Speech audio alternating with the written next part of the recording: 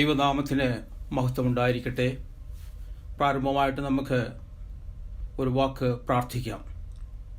പരിശുദ്ധനായ ദൈവമേ, സ്വർഗസ്ഥ പിതാവേ, നന്ദിയോടെ ഈ രാത്രികാലത്തിനായിട്ട് സ്തോത്രം ചെയ്യുന്നു. ലോകത്തിൻ്റെ വിവിധ സ്ഥലങ്ങളിൽ ഇരുന്ന് ഈ ആരാധനയിൽ പങ്കുകൊള്ളുന്ന എല്ലാ പ്രിയപ്പെട്ടവരെയും അപ്പൻ്റെ കരങ്ങളിലേക്ക് ഏൽപ്പിച്ച് പ്രാർത്ഥിക്കുന്നു. വചനം സംസാരിക്കുമ്പോൾ ദൈവത്തിൻ്റെ ആത്മാവ് ജീവിതങ്ങളോട് ഈ രാത്രികാലം ഇടപെടുമാറാകണമേ എന്ന് അടിയൻ അങ്ങയോട് പ്രാർത്ഥിക്കുന്നു. അവിടുന്ന് പ്രാർത്ഥന കേട്ടിരിക്കുന്ന സ്തോത്രം. യേശുവിൻ നാമത്തിൽ തന്നെ ആമേൻ. ഇന്ന് ഞാൻ സംസാരിക്കാൻ പോകുന്നതായ വചനത്തിൻ്റെ ഒരു ടോപ്പിക്ക് കമ്പാഷൻ ഓഫ് ജീസസ്. അതിന് തിരഞ്ഞെടുത്തിരിക്കുന്ന ഭാഗം ലൂക്കോസിൻ്റെ സുവിശേഷം 7-ാം അധ്യായം 11 മുതൽ 15 വരെയുള്ള വാക്യങ്ങളാണ്. ഈ ഭാഗത്ത് രേഖപ്പെടുത്തിയിരിക്കുന്നത് കർത്താവ് ചെയ്തതായ ഒരു അത്ഭുതത്തെക്കുറിച്ചാണ്. മരിച്ചതായ ഒരു ബാല്യക്കാരനെ കർത്താവ് മരണത്തിൽ നിന്നും ഉയർപ്പിക്കുന്നു. അതേ അധ്യായത്തിൽ 1 മുതൽ 10 വരെയുള്ള വാക്യങ്ങൾ സംസാരിക്കുന്നത് കപ്പർന്നഹൂമിൽ രോഗബാധിതനായ ഒരു വ്യക്തിയെ, തിരുവചനത്തിൽ ഇപ്രകാരമാണ് എഴുതിയിരിക്കുന്നത്: ഒരു ശതാധിപന്റെ പ്രിയനായ ദാസൻ ദീനം പിടിച്ച് മരിക്കാറായിരുന്നു. Servant who was sick and at the point of death. ആ ദാസനെ സൗഖ്യമാക്കിയതിനു ശേഷം യേശു നയീൻ പട്ടണത്തിലേക്ക് കടന്നു പോകുന്നതാണ്. അപ്പം ഈ നയീൻ പട്ടണത്തെക്കുറിച്ച് നമുക്ക് അല്പം ഒന്ന് അറിയണമല്ലോ. നസ്രത്തിൽ നിന്നും ഏകദേശം 10 മൈൽ തെക്ക് കിഴക്കായി, സൗത്ത് ഈസ്റ്റ് ഓഫ് നസ്രേത്ത്, അതുപോലെ കഫർനഹൂമിൽ നിന്ന് 38 മൈൽ സൗത്ത് വെസ്റ്റ് ഓഫ് കഫർനഹൂം, ഇവിടെ സ്ഥിതി ചെയ്യുന്നതായ ഒരു പട്ടണമാണ് നയീൻ. കഫർനഹൂമിൽ നിന്ന് 2 ദിവസം കാൽനടയായി നടന്നെങ്കിൽ മാത്രമേ ഈ നയീൻ പട്ടണത്തിൽ എത്തുകയുള്ളൂ. ഈ പട്ടണത്തിൻ്റെ ചുറ്റും മതിലുകളും അതിനൊരു ഗേറ്റുമുള്ള പട്ടണം. ആ പട്ടണത്തിൻ്റെ പേർ തന്നെ മനോഹരമെന്നാണ്, ബ്യൂട്ടിഫുൾ എന്നാണ് ഇതിൽ എഴുതിയിരിക്കുന്നത്. അതിന് 12-ാമത്തെ വാക്യത്തിൽ പ്രാരംഭ ഇപ്രകാരം വായിക്കുന്നു: അവൻ പട്ടണത്തിൻ്റെ വാതിലിനോട് അടുത്തപ്പോൾ. അപ്പോൾ ദൈവവചനത്തിൽ വളരെ വ്യക്തമായിട്ട് എഴുതിയിട്ടുണ്ട് വാതിൽ, അതായത് ഒരു ഗേറ്റും ഉള്ള പട്ടണം ആയിരുന്നു അത് എന്ന് ദൈവവചനം നമ്മളെ ഓർമ്മിപ്പിക്കുന്നു. ഇനി പ്രിയപ്പെട്ട മോൾജി, ലൂക്കോസിന്റെ സുവിശേഷം 7-ാം അധ്യായം എടുത്താട്ട് അതിന്റെ 11 മുതലുള്ള വാക്യങ്ങൾ നിർത്തി ഓരോ വാക്യങ്ങളായിട്ട് വായിച്ചാട്ടെ. പിറ്റേന്നാൾ അവൻ നയീൻ എന്ന പട്ടണത്തിലേക്ക് പോകുമ്പോൾ നയീൻ എന്ന പട്ടണത്തിലേക്ക് പോകുമ്പോൾ, അതായത് പിറ്റേന്നാൾ എന്ന് പറയുമ്പോൾ അതിന്റെ 1-ാമത്തെ വാക്യത്തിൽ മുതൽ കർത്താവ് ചെയ്തതായ അത്ഭുതങ്ങൾ, അതിനുശേഷം ശതാധിപന്റെ വൃദ്ധനെ സൗഖ്യമാക്കിയതിനു ശേഷമുള്ള പിറ്റേ ദിവസം, ഓക്കെ, നയീൻ എന്ന പട്ടണത്തിലേക്ക് കർത്താവ് പോകുന്നതായിട്ടാണ് അവിടെ കാണുന്നത്. അവന്റെ ശിഷ്യന്മാരും വളരെ പുരുഷാരവും കൂടെ പോയി. അതൊരു പ്രത്യേകതയാണ് യേശുവിന്റെ ശുശ്രൂഷയിൽ. നമ്മൾ എവിടെ നോക്കിയാലും തിരുവചനത്തിൽ എല്ലാ ഭാഗത്തും രേഖപ്പെടുത്തിയിട്ടുള്ള ഒരു കാര്യമാണ്, 2 കൂട്ടർ കാണും. ഒന്ന് ശിഷ്യന്മാരെ കൂടാതെ വലിയൊരു പുരുഷാരം ആമേൻ യേശുവിന്റെ കൂടെ പോയെന്നുള്ളതാണ് അവിടെ എഴുതിയിരിക്കുന്നത്. ഇംഗ്ലീഷിൽ എഴുതിയിരിക്കുന്നത് disciples and A great crowd went with him. വലിയൊരു ക്രൗഡ്, ഒരു കൂട്ടം ആമേൻ യേശുവിന്റെ കൂടെ ഉണ്ടായിരുന്നു. അപ്പോൾ നമ്മൾ ഈ പുരുഷാരത്തെക്കുറിച്ച് നമ്മൾ ചിന്തിക്കുമ്പോൾ ഇവർ ആക്ച്വലായിട്ട് ദൈവവചനം കൈക്കൊള്ളുവാനോ ഒന്നിനും അവർക്ക് സമയം കണ്ടെത്തിയില്ല. അവർക്ക് അതിനുള്ള താല്പര്യമില്ലായിരുന്നു. നല്ലൊരു പെർസെൻറ്റേജ് ആൾക്കാർ ഈ കർത്താവിൽ നിന്ന് വരുന്ന വചനം അക്സെപ്റ്റ് ചെയ്യുവാനോ ഒന്നും തയ്യാർ അല്ലായിരുന്നു. അവർക്കെല്ലാം അത്ഭുതങ്ങൾ നടക്കണം, രോഗസൗഖ്യം നടക്കണം. ഈ 2 കാര്യങ്ങളാണ് മെയിനായിട്ട് ഈ പുരുഷാരത്തിനുള്ളത്. ഞാൻ ഇത് വായിക്കുമ്പോൾ, ഇത് ചിന്തിക്കുമ്പോൾ ഈ കാലത്തും ഏറെക്കുറെ അങ്ങനെയൊക്കെ തന്നെയാണ്. ഒട്ടുമിക്ക ആൾക്കാരും അവർക്കൊന്നും വചനം കേൾക്കുവാനായിട്ടുള്ള സമയങ്ങളില്ല, അതിനുള്ള താല്പര്യങ്ങളില്ല. എല്ലാവർക്കും എന്താ പറയുന്നത്, അനുഗ്രഹങ്ങൾ വേണം, അത്ഭുതങ്ങൾ വേണം. ആമേൻ. എന്നാൽ നമ്മൾ ഒന്ന് ചിന്തിക്കണം, വചനം യേശു കർത്താവ് സംസാരിച്ചത് വചനം ആത്മാവും ജീവനും ആകുന്നു. പ്രിയമുള്ളവരെ, ഈ വചനമാണ് നമ്മളെ പാപത്തിൽ നിന്നും ആമേൻ നിത്യതയിലേക്ക് നമ്മളെ ആമേൻ നടത്തുന്നതായ വചനം, നമ്മളെ രൂപാന്തരപ്പെടുത്തുന്നതായ വചനമാണ്, നമുക്ക് സൗഖ്യം നൽകുന്നതായ വചനമാണ്. ഈ വചന കേൾവിയും വചന പഠനവും വചനം അക്സെപ്റ്റ് ചെയ്യുന്നതൊക്കെ നമ്മുടെ ജീവിതത്തിൽ ഒരു പ്രയോറിറ്റി ബേസിസിൽ നമ്മൾ ചെയ്യേണ്ടതായ കാര്യമാണ്. 12-ാം വാക്യം വായിച്ചാട്ടെ. 12. അവൻ പട്ടണത്തിന്റെ വാതിലിനോട് അടുത്തപ്പോൾ മരിച്ചുപോയ ഒരുത്തനെ പുറത്തു കൊണ്ടുവരുന്നു. കർത്താവ് പട്ടണത്തിന്റെ വാതിലിനോട് അടുത്തപ്പോൾ, ശ്രദ്ധിക്കണേ, പട്ടണത്തിനുള്ളിൽ നിന്നും മരിച്ചതായ ഒരു മനുഷ്യന് പട്ടണത്തിന് വെളിയിലേക്ക് കൊണ്ടുപോകുന്നതായ കാഴ്ചയാണ് കാണുന്നത്. അപ്പോൾ ആ മരിച്ചതായ ആ ശവവുമായി കടന്നു പോകുന്നവരുടെ കൂട്ടത്തിലും വലിയൊരു ഒരു കൂട്ടമുണ്ട്. ഇംഗ്ലീഷിൽ എഴുതിയിരിക്കുന്നത് she was A widow and a sizable crowd from the city was with hair. അതെ, ഇതൊരു വിധവയുടെ മോനാണ് മരിച്ചത്, ഒരു ബാല്യക്കാരൻ. നമ്മളെപ്പോഴും നൈൻ പട്ടണത്തെക്കുറിച്ച് നമ്മൾ ചിന്തിക്കുമ്പോഴോ ആമീനെക്കുറിച്ചുള്ള മെസ്സേജ് നമ്മൾ കേൾക്കുമ്പോൾ ആദ്യം നമ്മുടെ ഉള്ളിൽ വരുന്നത് നൈൻ പട്ടണത്തിലെ വിധവയെക്കുറിച്ച് ആണ്, പ്രിയമുള്ളവരെ. അപ്പോൾ ഇത് ഏകദേശം ഞാൻ ഇങ്ങനെ അനുമാനിക്കുന്ന ഒരു ഫ്യൂണറൽ ശുശ്രൂഷയ്ക്കുള്ള തയ്യാറെടുപ്പോടുകൂടി ഈ ഡെഡ് ബോഡിയുമായിട്ട് പട്ടണത്തിൻ്റെ ഉള്ളിൽ നിന്നും പട്ടണത്തിലേക്ക് വെളിയിലേക്ക് കടന്നു പോകുന്നു. എന്നാൽ മറ്റൊരു സൈഡ് എതിരെ കർത്താവും ശിഷ്യന്മാരും വെളിയിൽ നിന്നും പട്ടണത്തിലേക്ക് ഉള്ളിലേക്ക് കടന്നു പോകുന്നതായ ഒരു സീനാണ് നമ്മൾ ആ പട്ടണവാതിക്കൽ അല്ലെന്നുണ്ടെങ്കിൽ ആ ഗേറ്റിന്റെ അവിടെ കാണുന്നത്. ഇനി നമ്മൾ ഈ വിധവയെക്കുറിച്ച് ഞാനൊന്ന് പഠിച്ചു നോക്കിയപ്പോൾ വളരെ കുറഞ്ഞ പ്രായത്തിലെ ആ സ്ത്രീയുടെ ഭർത്താവ് മരിച്ചുപോയി.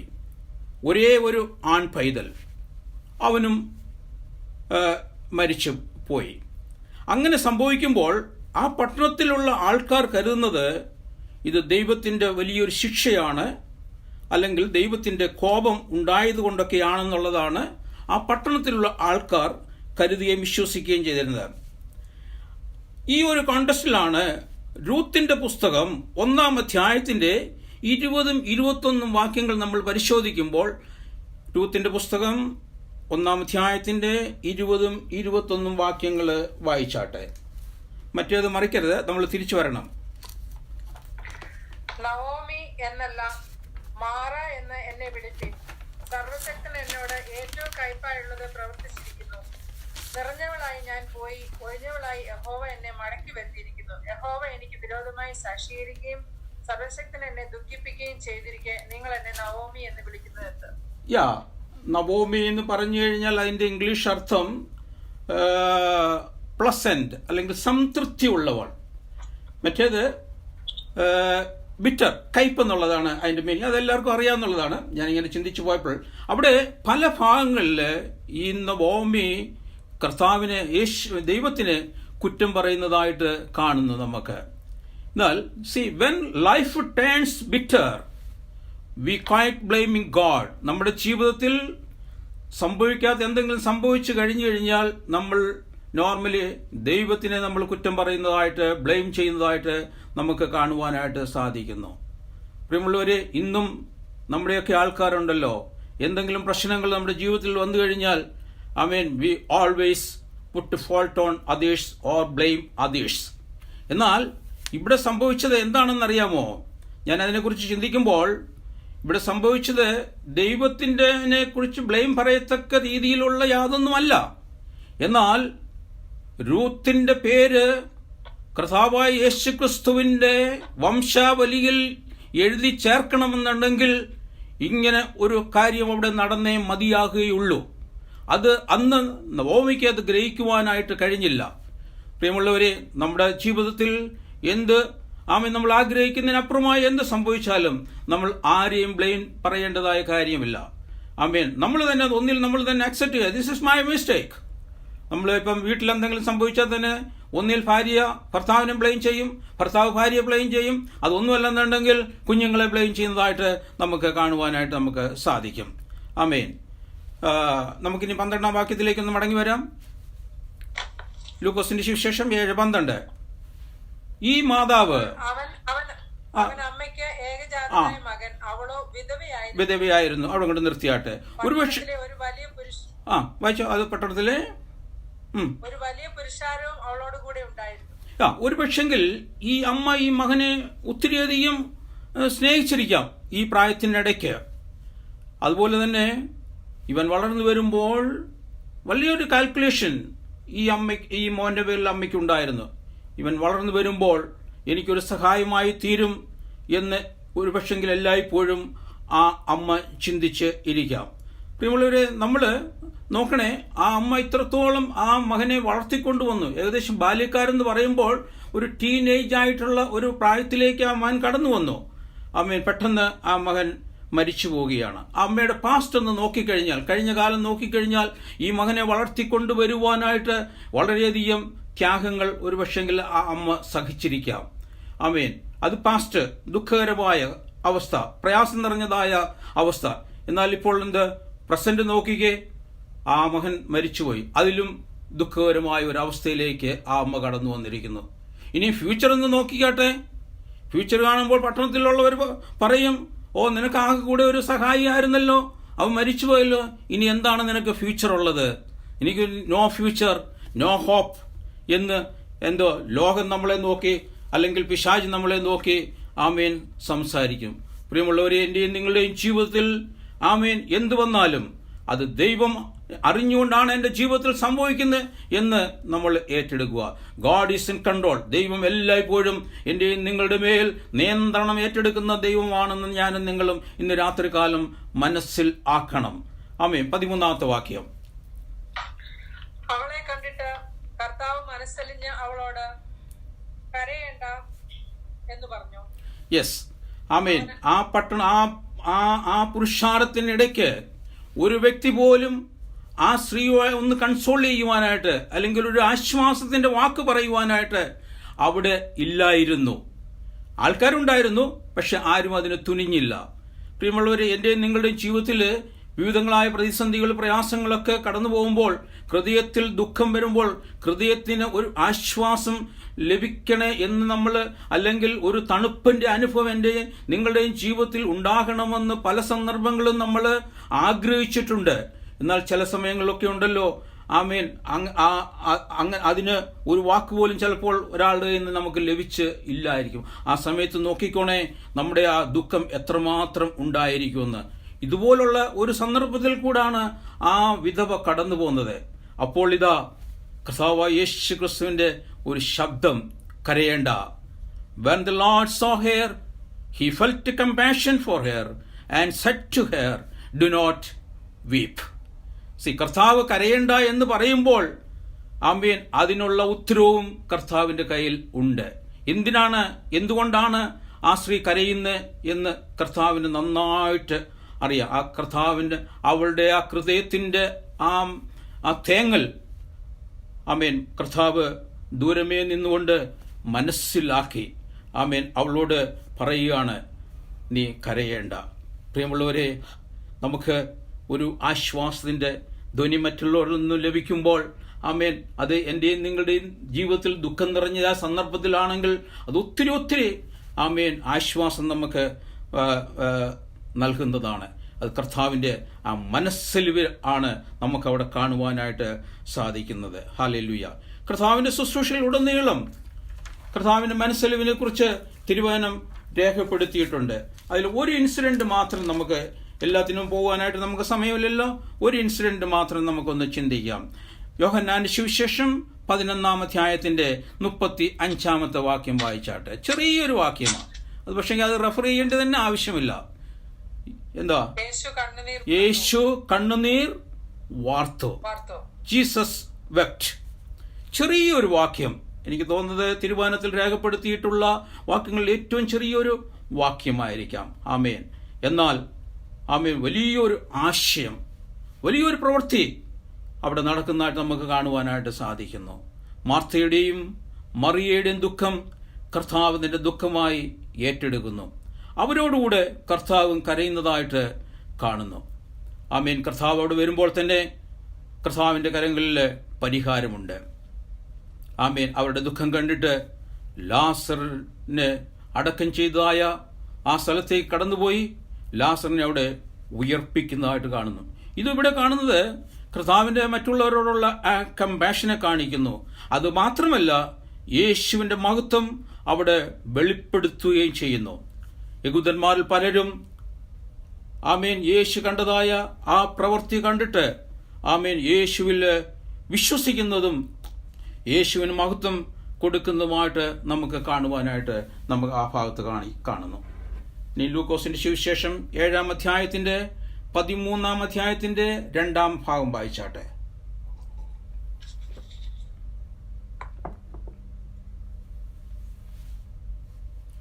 കണ്ടിട്ട് കർത്താവ് മനസ്സിലിഞ്ഞ് അവളോട് കരയേണ്ട എന്ന് പറഞ്ഞു. അവൻ അടുത്ത് ചെന്ന് മഞ്ചം തൊട്ടു. ചുമക്കുന്നവർ നിന്നു. 14 കൂടെ വായിച്ചോളൂ. ബാല്യക്കാര എഴുന്നേൽക്ക എന്ന് ഞാൻ നിന്നോട് പറയുന്നു എന്ന് അവൻ പറഞ്ഞു. ഹല്ലേലൂയ. രണ്ട് കാര്യം അവിടെ നടക്കുന്നുണ്ട്. ഒന്ന്, മഞ്ചം തൊട്ടു. അത് മഞ്ചം എന്ന് പറയുമ്പോൾ ആ ശവം കൊണ്ടുപോകുന്നതായ ചെറിയൊരു തട്ടെന്നോ അതിനൊരു കട്ടിലെന്നോ എന്തെങ്കിലും നമുക്ക് പേര് പറയാം. ആമേൻ. പിന്നെ അതിനുശേഷം ആ ചുമക്കുന്ന ബേറിഷ് അവിടെ നിന്നപ്പോൾ യേശു ആ ശവത്തോട് സംസാരിക്കുകയാണ്. ബാലിക്കാര എഴുന്നേൽക്ക എന്ന് ഞാൻ നിന്നോട് പറയുന്നു എന്ന് പറഞ്ഞു. പ്രിയമുള്ള ദൈവജനമേ, ഈ സ്ത്രീയുടെ അവസ്ഥ മനസ്സിലാക്കിയ കർത്താവ് ആ സിറ്റുവേഷനിലേക്ക് എൻ്റെ വാഴ്ത്തപ്പെട്ട കർത്താവ് തന്നെ ഇൻവോൾവ് ആകുകയാണ്. കർത്താവ് പരിഹാരമായിട്ട് വന്നെന്ന് ഞാൻ നേരത്തെ പറഞ്ഞിരുന്നു. ഓക്കെ, അതിൽ ഇൻവോൾവ് ചെയ്യുമ്പോൾ എന്താണ് 15-ാം വാക്യം പറയുന്നത്? 15 വായിച്ചിട്ട് എഴുന്നേൽക്ക എന്ന് പറഞ്ഞു. മരിച്ചവൻ എഴുന്നേറ്റിരുന്നു, സംസാരിക്കുവാൻ തുടങ്ങി. അവൻ അവനെ അമ്മയ്ക്ക് ഏൽപ്പിച്ചു കൊടുത്തു. ഈ ബാലിക്കാരനോട് യേശു കർത്താവ് എഴുന്നേൽക്ക എന്ന് പറഞ്ഞപ്പോൾ തന്നെ ജീവന്റെ ഉടയവനായ ആ കർത്താവിന്റെ ശബ്ദത്തിങ്കൽ ആ മരിച്ചു കിടന്നതായ മഞ്ചത്തിൽ കിടന്നതായ ആ ബാലിക്കാരൻ എഴുന്നേറ്റ് സംസാരിക്കുവാനായിട്ട് തുടങ്ങി. അതിനുശേഷം എന്ത് പറഞ്ഞു? അവനെ അമ്മയ്ക്ക് ഏൽപ്പിച്ചു കൊടുത്തു. The dead man sat up and began to speak, and Jesus gave him back to his mother. ജീവന്റെ ഉടയവൻ മുമ്പിൽ നിൽക്കുമ്പോൾ ഈ ശബ്ദത്തിന്റെ പിറകിൽ എഴുന്നേൽക്കുവാൻ അവൻ എഴുന്നേറ്റേ മതിയാകുകയുള്ളൂ. കാരണം യേശുവിന്റെ ജീവനാണ് അവന്റെ ഉള്ളിൽ ആലിൽ വ്യാപരിക്കുന്നത്. മരിച്ചവൻ ജീവങ്കിലേക്ക് മടങ്ങി വന്നു. Dead man return to life. Jesus gave him back to his mother. മറ്റൊരു ട്രാൻസ്ലേഷനിൽ എഴുതിയിരിക്കുന്നത് Jesus delivered him back to his mother എന്നാ. ആമേൻ. എന്താണ് ഈ ആ വാചകം അവിടെ എഴുതി ചേർത്തിരിക്കുന്നത്? Jesus gave him back to his mother or Jesus delivered him back to his mother. ആ അമ്മയ്ക്കായിരുന്നു തന്റെ മകനെ നഷ്ടപ്പെട്ടത്. താൻ ജീവങ്കിലേക്ക് മടങ്ങി വന്നപ്പോൾ ഉടമസ്ഥന്റെ കരങ്ങളിലേക്ക് സുരക്ഷിതമായിട്ട് യേശു കർത്താവ് അവനെ ഏൽപ്പിക്കുകയാണ്. പ്രിയമുള്ളവരെ, what a beautiful incident there. ഇതിൽ വലിയൊരു ദൂത് അടങ്ങിയിട്ടുണ്ട്. ഇവൻ എന്നേക്കുമായി നഷ്ടപ്പെട്ടവനായിരുന്നു ആ മകൻ അമ്മയ്ക്ക്. ഇപ്പോൾ ഇതാ അവൻ ജീവങ്കിലേക്ക് മടങ്ങി വന്നിരിക്കുന്നു. ഇനിയും ആ അമ്മയുടെ ഉത്തരവാദിത്വമാണ് ദൈവരാജ്യത്തിന്റെ മഹത്വത്തിനായി അവനെ വളർത്തുക എന്നത്. അതുകൊണ്ട് കർത്താവ് അവനെ സുരക്ഷിതമായിട്ട് ആ അമ്മയുടെ അമ്മയുടെ കരങ്ങളിലേക്ക് അവനെ ഏൽപ്പിക്കുന്നതായിട്ട് നമുക്ക് തിരുവചനത്തിൽ കാണുവാൻ സാധിക്കുന്നു. ഫ്യൂണറൽ ശുശ്രൂഷയ്ക്ക് പോയവരാ അല്ലേ? ഇപ്പൊ എന്തായി? ഫ്യൂണറൽ ശുശ്രൂഷ നടന്നോ? ഇല്ല. കാരണം എൻ്റെ യേശു ആരെ തൊട്ടോ, അത് യേശുവിനെ ആര് തൊട്ടോ അവരിൽ ജീവൻ വ്യാപരിക്കുക തന്നെ ചെയ്യും. യോഹന്നാന്റെ സുവിശേഷം 1-ാം അധ്യായത്തിന്റെ 4-ാമത്തെ വാക്യം ഒന്ന് വായിച്ചാട്ടെ. യോഹന്നാന്റെ സുവിശേഷം 1-ാം അധ്യായത്തിന്റെ 4-ാമത്തെ വാക്യം. അവനിൽ ജീവൻ ഉണ്ടായിരുന്നു. അവനിൽ ജീവൻ ഉണ്ടായിരുന്നു. ആരിലാണ്? യേശു കർത്താവിൽ ജീവൻ ഉണ്ടായിരുന്നു. In him was life and the life was with the light of the man. ആമേൻ. പ്രിയമുള്ളവരെ, ഹല്ലേലൂയ. ആ സീന് എൻ്റെ ഒരു ഡിഫറെന്റ് സീനാക്കി അവിടെ മാറുകയായിരുന്നു. ആ അമ്മയുടെയും അവിടെ കൂടിയിരുന്നതായ ജനങ്ങളുടെയും ദുഃഖത്തെ യേശു സന്തോഷമുള്ളതാക്കി മാറ്റി. Jesus turned their sorrow into joy. Grief turned to real joy. പ്രിയ ദൈവജനമേ, നീ ഇന്ന് രാത്രികാലം കടന്നു പോകുന്നതായ ഏത് അവസ്ഥയാണെന്ന് എനിക്കറിയില്ല. ഒരുപക്ഷെങ്കിൽ നിങ്ങൾക്കറിയാം. രോഗമാണോ, ദുഃഖമാണോ, ഭാരം, പ്രയാസം, ജോലിയില്ലാത്തതായ അവസ്ഥ, സാലറി ലഭിക്കാതായ അവസ്ഥ, കുഞ്ഞുങ്ങളുടെ അഡ്മിഷൻ, വിസ എന്നിത്യാദി വിഷയങ്ങളാണോ? ഈ സിറ്റുവേഷനെ എൻ്റെ കർത്താവിൻ്റെ കരങ്ങളിലേക്കൊന്ന് കൊടുക്കാമോ ഇന്ന് രാത്രികാലം? കർത്താവ് ഇതിലൊന്ന് ഇൻവോൾവ് ആകുവാൻ എൻ്റെ കർത്താവിനെ അനുവദിക്കാമോ? Allow Jesus to involve into your all problems. You will see that Jesus will accomplish everything beautifully. എവിടെയാണ് നമുക്ക് തെറ്റുപറ്റുന്നത്? എവിടെയാണ് പരാജയം സംഭവിക്കുന്നത്?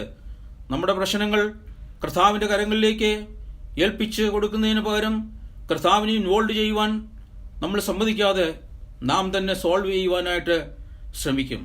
പ്രിയമുള്ളവരെ, കർത്താവിനെ കൂടാതെ നീ എന്തു ചെയ്താലും അതെല്ലാം പരാജയത്തിലേക്ക് ആണ് ചെന്ന് അവസാനിക്കുന്നത് എന്ന് രാത്രികാലം മനസ്സിലാക്കുക. പിശാച് നിന്നെ നോക്കി പറയും, നോ ഫ്യൂച്ചർ, നോ ഹോപ്പ്, മരിച്ചതിന് തുല്യമാണ് നിന്റെ പ്രശ്നങ്ങൾ. പിശാച് പറയും, ഡെത്ത് മസ്റ്റ് ബി ബറിയഡ്. അതായത് നീ ഇനിയും ഇന്ന വിഷയത്തിന് വേണ്ടി പ്രാർത്ഥിക്കേണ്ട, ഒത്തിരി നാളായി നീ പ്രാർത്ഥിക്കുന്നില്ലേ, എവിടെ മറുപടി? അതെല്ലാം ഒന്ന് എഴുതി തള്ളിയരെ എന്ന് അവൻ നിന്റെ ചെവിയിൽ ഒരുപക്ഷെങ്കിൽ മന്ത്രിക്കും. പ്രിയ ദൈവജനമേ, പിശാചിനെ നോക്കി പറഞ്ഞാട്ടെ, death must be risen, there is a hope. നിന്റെ പ്രത്യാശയ്ക്ക് ഒരിക്കലും ഭംഗം വരികയില്ല. എൻ്റെ പ്രശ്നങ്ങൾ പരിഹരിക്കപ്പെടും. എൻ്റെ ദേശത്ത് ഞാൻ പിന്നെയും ഈ ദേശത്ത് ഞാൻ പിന്നെയും ജോലി ചെയ്യും. പിടിച്ചു വച്ചിരിക്കുന്ന സാലറികൾ ലഭിക്കും, വിസ ലഭിക്കും. എന്തെന്നാൽ മരിച്ചതിനെ ഉയർപ്പിക്കുവാൻ ശക്തിയുള്ളവനാണ് എൻ്റെ യേശു. മരിച്ചുപോയ നിന്റെ സ്വപ്നങ്ങൾ ജീവൻ പ്രാപിക്കട്ടെ. ദൈവത്തിൻ്റെ പ്രോമിസസ് യാഥാർത്ഥ്യമാകട്ടെ. ഒന്ന് വിശ്വസിച്ചാട്ടെ. ഇനി അതേ അധ്യായത്തിന്റെ 16-ാമത്തെ വാക്ക് വായിച്ചാട്ടെ. എല്ലാവർക്കും ഭയം പിടിച്ചു. ഈ അത്ഭുതം കണ്ടപ്പോൾ എല്ലാവർക്കും ഭയം പിടിച്ചു എന്നാണ് ദൈവവചനം ഉണ്ടായിരിക്കുന്നത്. ഭയം പിടിച്ചിട്ട് എന്ത് ചെയ്തു? ഒരു വലിയ പ്രവാചകൻ നമ്മുടെ ഇടയിൽ എഴുന്നേറ്റിരിക്കുന്നു, ദൈവം തന്റെ ജനത്തെ സന്ദർശിച്ചിരിക്കുന്നു എന്ന് പറഞ്ഞ് ദൈവത്തെ മഹത്വപ്പെടുത്തുവാനായിട്ട് തുടങ്ങി. പ്രിയമുള്ളവരെ, നമ്മൾ ഇന്ന് ഇവിടൊക്കെ ഈ ദേശത്തൊക്കെ ഈ വല്ലാത്തൊരു പ്രതിസന്ധിയിലേക്കല്ലേ ആൾക്കാർ കടന്നുപോയിക്കൊണ്ടിരിക്കുന്നത്. അഭിമുഖീകരിക്കുന്ന വല്ലാത്തൊരു പ്രതിസന്ധിയല്ലേ ഈ വലിയൊരു മാരകമായ രോഗം. ആമേൻ. ചില ദിവസങ്ങൾക്കുള്ളിൽ ഞാനും നിങ്ങളും വലിയൊരു അത്ഭുതം കാണുവാനായിട്ട് പോവുകയാണ്. നമ്മളതൊന്ന് വിശ്വസിക്കണം. Hallelujah. Fear gripped them all and they began to glorify God. ആമേൻ. ഭയമുള്ളിൽ വരുമ്പോഴാണ് നമ്മൾ സാധാരണ ദൈവത്തെ വിളിക്കാറുള്ളത്. ഈ ലോക്ക്ഡൌൺ പീരീഡിൽ നമ്മൾ വെറുതെ സമയങ്ങൾ കളയരുത് പ്രിയമുള്ളവരെ. നമുക്ക് ലഭിക്കുന്നതായ ഈ വലിയ സമയം ആമേൻ കർത്താവിനെ മഹത്വപ്പെടുത്തുവാൻ, തിരിഞ്ഞു നോക്കി ദൈവത്തിന് അനുഭവിക്കുന്ന എല്ലാ നന്മകളും തിരിഞ്ഞു നോക്കി ദൈവത്തിന് മഹത്വം കരയേറ്റുവാനായിട്ട് ആമേൻ എനിക്കും നിങ്ങൾക്കും സാധിക്കണം. വേറൊരു ഇൻസിഡന്റ് കൂടെ ഞാൻ പറയട്ടെ. ലൂക്കോസിന്റെ സുവിശേഷം അടുത്ത അധ്യായം 8-ാം അധ്യായം അതിന്റെ 49 മുതൽ 56 വരെയുള്ള വാക്യങ്ങൾ. അവൻ സംസാരിച്ചുകൊണ്ടിരിക്കുമ്പോൾ തന്നെ പള്ളിപ്രമാണിയുടെ ഒരാൾ വന്നു. അവൻ സംസാരിച്ചുകൊണ്ടിരിക്കുമ്പോൾ, പുരുഷാരത്തോട് സംസാരിച്ചു കൊണ്ടിരിക്കുമ്പോൾ തന്നെ ഈ പള്ളിപ്രമാണിയുടെ ഒരു ഭൃത്യൻ അവന്റെ ഭവനത്തിൽ നിന്നും വന്നു. അപ്പൊ ഈ ആൾക്കൂട്ടത്തിനിടയ്ക്ക് ഈ പള്ളിപ്രമാണിയും ഉണ്ടായിരുന്നു എന്നുള്ളത് അവിടെ വ്യക്തമാണ്. അതെ, പള്ളിപ്രമാണി പ്രത്യേകം ഒരു ആവശ്യത്തിന് വേണ്ടിയാണ് യേശുവിനെ കാണുവാനായിട്ട് വന്നത്. കാരണം താൻ അവിടുന്ന് തന്റെ ഭവനത്തിൽ നിന്ന് വരുമ്പോൾ തന്റെ കേവലം 12 വയസ്സ് മാത്രമുള്ളതായ മകള് വളരെ ദീനത്താൽ, ബൈബിളിൽ എഴുതിയിരിക്കുന്നത് ആൻഡ് ഷി വാസ് ഡൈയിങ് എന്നാണ്, മരിച്ചുകൊണ്ടിരിക്കുന്ന അവസ്ഥയിലായിരുന്നതായ ആ കുഞ്ഞിനെ രക്ഷിപ്പാനായിട്ട് അല്ലെങ്കിൽ അതിനെ സൗഖ്യമാക്കുവാൻ കർത്താവിനെ വിളിക്കുവാനായിട്ട് വന്നതാണ് ഈ പള്ളിപ്രമാണി. അപ്പോൾ സംസാരിച്ചുകൊണ്ടിരിക്കുമ്പോൾ തന്നെ ഒരാൾ വന്നിട്ട് പറയുവാണ്, നിന്റെ മകൾ മരിച്ചുപോയി, your daughter has died, your daughter has died, don't trouble the teacher or master anymore. ഇനിയിപ്പം രക്ഷയില്ല, നിന്റെ മകൾ മരിച്ചുപോയി, ഇനിയും കർത്താവിന്റെ വേലയ്ക്ക് വിട്ടേര്, കർത്താവ് പോകുന്ന വഴിക്ക് പോട്ടെ, നീ ശല്യപ്പെടുത്തണ്ട എന്ന് ആമേൻ ഈ പറഞ്ഞതായ വാക്ക് കർത്താവ് കേട്ടു. 50-ാമത്തെ വാക്യം. യേശു അത് കേട്ടാറെ, ഭയപ്പെടേണ്ട, വിശ്വസിക്കുക മാത്രം ചെയ്യുക, എന്നാൽ അവൾ രക്ഷപ്പെടും എന്ന് അവനോട് ഉത്തരം പറഞ്ഞു. Do not be afraid any longer, only believe and she will be made well. ആമേൻ. കർത്താവിന്റെ ശ്രദ്ധയിൽ അത് കേട്ടപ്പോൾ ആമേൻ ആശ്വാസത്തിന്റെ വാക്കുകൾ ആമേൻ അവരോട് പറയുകയാണ്. 51-ാമത്തെ വാക്യം വായിച്ചാട്ടെ. വീട്ടിലെത്തിയാറെ പത്രോസ്, യോഹന്നാൻ, യാക്കോബ് എന്നിവരെയും ബാലയുടെ അപ്പനെയും അമ്മയും അല്ലാതെ ആരെയും അവൻ തന്നോട് കൂടെ അകത്തു വരാൻ സമ്മതിച്ചില്ല. കർത്താവ് അവിടുന്ന് പിന്നെയും കർത്താവ് പിന്നെയും അവിടുന്ന് ഈ ശതാധിപന്റെ വീട്ടിൽ അല്ല ഈ പള്ളിപ്രമാണിയുടെ ഭവനത്തിലേക്ക് പോകുകയാണ്. പോയിട്ട് കർത്താവ് ആദ്യം അവിടെ ചെയ്തത് എന്തുവാ? എല്ലാ അവിശ്വാസികളെയും, അതായത് നെഗറ്റീവ് സംസാരിക്കുന്ന എല്ലാവരും പിടിച്ച് വെളിയിലാക്കി. കാരണം കർത്താവിന് എതിരായിട്ട് സംസാരിക്കുന്നവർ തന്നെ ആ വീട്ടിലുണ്ടായിരുന്നു. അത് അവിടെ 51-ന്റെ അടുത്ത ഭാഗം ഒന്ന് വായിച്ചാട്ടെ. വീട്ടിൽ നിന്നും പുറത്താക്കി പരിഹസിക്കുന്ന കുറെ കൂട്ടരൊക്കെ അവിടെ ഉണ്ടായിരുന്നു അല്ലേ? ഇവൻ ഈ കൊച്ചു മരിച്ചു കഴിഞ്ഞപ്പം വന്നിരിക്കുക, ഇനി എന്തോത്തിനാ വന്നത് അല്ലേ? അങ്ങനെ അവിശ്വാസവും കാര്യങ്ങൾ സംസാരിക്കുന്നവരും നെഗറ്റീവ് സംസാരിക്കുന്ന എല്ലാവരെയും കർത്താവ് എന്ത് ചെയ്തു? പിടിച്ച് പുറത്താക്കി. ചില വ്യക്തികളെ കൊണ്ട് മാത്രം കർത്താവ് ആമേൻ ഉള്ളിലേക്ക് പ്രവേശിച്ചു. 52-ാമത്തെ വാക്യം പറഞ്ഞാട്ടെ, വായിച്ചാട്ടെ. എല്ലാവരും അവളെ ചൊല്ലി കരയുകയും മുറയിടുകയും ചെയ്യുമ്പോൾ, കരയേണ്ട, അവൾ മരിച്ചില്ല, ഉറങ്ങുന്നത് അത്രയെന്ന് അവൻ പറഞ്ഞു. യേശു അവിടെ ആ ഭവനത്തിൽ ചെന്നപ്പോൾ രണ്ടാമത്തെ കാര്യം അവരെ യേശു ആശ്വസിപ്പിക്കുകയാണ്. അവിടെ നമ്മൾ കാണുന്നതായ ഒരു പ്രത്യേക ഒരു വചനമുണ്ട്, കരയേണ്ട, സ്റ്റോപ്പ് വീപ്പിംഗ്. എന്നിട്ട് അവൾ മരിച്ചില്ല. അത് കേൾക്കുമ്പോൾ തന്നെ ആ വീട്ടിലുള്ളവർക്ക് വളരെ ഒരു ആശ്വാസമല്ലേ? For she has not died but is asleep. പ്രിയമുള്ളവരെ, നമ്മുടെ ചുറ്റുപാടുകൾ വിമർശിക്കുന്നവരുണ്ടാകും, നമ്മളെ പരിഹസിക്കുന്നവരുണ്ടാകും. ആമേൻ. അതൊരു വശത്ത് നടക്കട്ടെ, നമുക്ക് മറ്റുള്ളവർക്ക് വേണ്ടി പ്രാർത്ഥിക്കുവാനായിട്ട് ഇടയാകുമോ? ഒരു പക്ഷെങ്കിൽ പ്രാർത്ഥിച്ചു, ആമേൻ, സൗഖ്യമായില്ല. രണ്ടാമത്തെ പ്രാവശ്യം പ്രാർത്ഥിച്ചു, ആമേൻ. അപ്പം പരിഹസിക്കുന്നവരെയൊക്കെ നമ്മൾ അവരുടേതായ രീതിയിൽ കൂടെ പരിഹസിച്ചോട്ടെ. എനിക്കും നിങ്ങൾക്കും തന്നിരിക്കുന്നതായ ഒരു ദൗത്യമുണ്ട്. നമ്മൾ അത് എക്സസൈസ് ചെയ്യുവാനായിട്ട് ഞാനും നിങ്ങളും ആമേൻ ഈ ദിവസങ്ങളിൽ തയ്യാർ ആകണം. 54-ാമത്തെ വാക്യം വായിച്ചാട്ടെ. അവൾ മരിച്ചുപോയി എന്ന് അറിയുകൊണ്ട് അവനെ പരിഹസിച്ചു. എന്നാൽ അവൻ അവളുടെ കൈക്ക് പിടിച്ചു, ബാലെ എഴുന്നേൽക്ക എന്ന് അവളോട് ഉറക്കെ പറഞ്ഞു. അവളുടെ ആത്മാവ് മടങ്ങി വന്നു, അവൾ ഉടനെ എഴുന്നേറ്റു. അവൾക്ക് ഭക്ഷണം കൊടുക്കാൻ അവൻ കൽപ്പിച്ചു. And her spirit returned and she got up immediately. എന്റെ ദൈവത്താല് ഒന്നും അസാധ്യമായിട്ടില്ല. Nothing is impossible with God. ദൈവത്തിന് ഒരു കാര്യവും അസാധ്യമല്ലെന്ന ലൂക്കോസിന്റെ സുവിശേഷം 1-ാം അധ്യായത്തിന്റെ 37-ാമത്തെ വാക്യം പറയുന്നത്. Everything is possible with God. ഇതുപോലുള്ള സംഭവങ്ങൾ മാത്രമല്ല, ഇതിലും എത്രയോ വലിയ സംഭവങ്ങൾ ദൈവവചനത്തിൽ റെക്കോർഡ് ചെയ്തിട്ടുണ്ട്, എഴുതിയിട്ടുണ്ട്. ആമേൻ. അവിടെയെല്ലാം ഏതെല്ലാം പ്രതിസന്ധികളിൽ ഞാനും നിങ്ങളും മറ്റുള്ളവരും കടന്നു പോകുന്നതോ അവിടെയെല്ലാം ദൈവം വളരെ അടിയന്തരമായിട്ട് പ്രവർത്തിക്കുന്നതായിട്ട് നമുക്ക് കാണുവാനായിട്ട് സാധിക്കുന്നു. ഉൽപ്പത്തി പുസ്തകത്തിൽ നിന്നും ഒരു സംഭവം കൂടെ ഒന്ന് കോട്ട് ചെയ്യുവാനായിട്ട് താല്പര്യപ്പെടുകയാണ്. ഉൽപ്പത്തി പുസ്തകം 20-ാം അധ്യായത്തിന്റെ 2 മുതൽ ഒന്ന് നിർത്തി ചില വാക്യങ്ങളൊന്ന് വായിച്ചാട്ടെ. അബ്രഹാം തന്റെ ഭാര്യയായ സാറായെ കുറിച്ച് അവൾ എന്റെ പെങ്ങൾ എന്ന് പറഞ്ഞു. ഗരാർ രാജാവായ അബീമേലെക്ക് ഒരു ദിവസം അവിടെ ഒരു സംഭവം ഞാൻ പറയാം മക്കളെ, ഒരു സംഭവം അവിടെ നടക്കുകയാണ്. ആമേൻ. ഈ അബീമേലെക്ക് ഗരാർ രാജാവ് സറയെ കൂട്ടിക്കൊണ്ട് തൻ്റെ കൊട്ടാരത്തിലേക്ക് കടന്നുപോയി. ആ സംഭവം നടക്കുന്ന രാത്രിയിൽ, മൂന്നാമത്തെ വാക്യത്തിൽ അതാ പറയുന്നത്, രാത്രിയിൽ ദൈവം സ്വപ്നത്തിൽ അബീമേലെക്കിന് പ്രത്യക്ഷപ്പെടുകയാണ്. ദൈവം അവനോട് പറയുന്നു, നീ എടുത്തതായ സ്ത്രീ മൂലം നീ മരിക്കും, അവൾ ഒരു പുരുഷന്റെ ഭാര്യയാണ്. എനിക്ക് തോന്നുന്നത് ആ സംഭവം, ആ ശബ്ദം കേട്ടപ്പോൾ തന്നെ ദൈവം സ്വപ്നത്തിൽ സംസാരിക്കുകയാണ്. അത് ആ ശബ്ദം കേട്ടപ്പോൾ തന്നെ ഈ രാജാവിൻ്റെ മുട്ടിടിച്ചു കാണുമെന്ന് എനിക്ക് തോന്നുന്നത്. പിന്നെ ചില കാര്യങ്ങളൊക്കെ അവിടെ ദൈവവും അബീമേലെക്കും തമ്മിൽ സംസാരിക്കുന്നുണ്ട്. 7-ാമത്തെ വാക്യം ഒന്ന് വായിച്ചാട്ടെ. ഇപ്പോൾ ആ പുരുഷൻ അവന്റെ ഭാര്യയെ മടക്കി കൊടുക്ക, അവനൊരു പ്രവാചകനാകുന്നു. നീ ജീവനോട് ഇരിക്കേണ്ടതിന് അവൻ നിനക്ക് വേണ്ടി പ്രാർത്ഥിക്കട്ടെ. അബ്രഹാമിനെ കുറിച്ച് ദൈവം പറയുകയാണ്, അവൻ ഒരു പ്രവാചകനാണ്. ആമേൻ. അവന്റെ ഭാര്യയെ നീ മടക്കി കൊടുക്കുക. ഇല്ല എങ്കിൽ എന്ത് സംഭവിക്കുമെന്ന് അവിടെ എഴുതിയിരിക്കുന്നത്? മടക്കി കൊടുക്കാതിരുന്നാലോ നീയും നിനക്കുള്ളവരെല്ലാം മരിക്കേണ്ടി വരുമെന്ന് അറിഞ്ഞുകൊള്ളുക എന്ന് അവനോട്, അബീമേലെക്കിനോട് പറയുകയാണ്. ആമീൻ. ഉടനെ തന്നെ ആമീൻ സറായെ മടക്കി കൊടുക്കുന്നതായിട്ട് നമുക്ക് കാണുവാനായിട്ട് സാധിക്കുന്നു.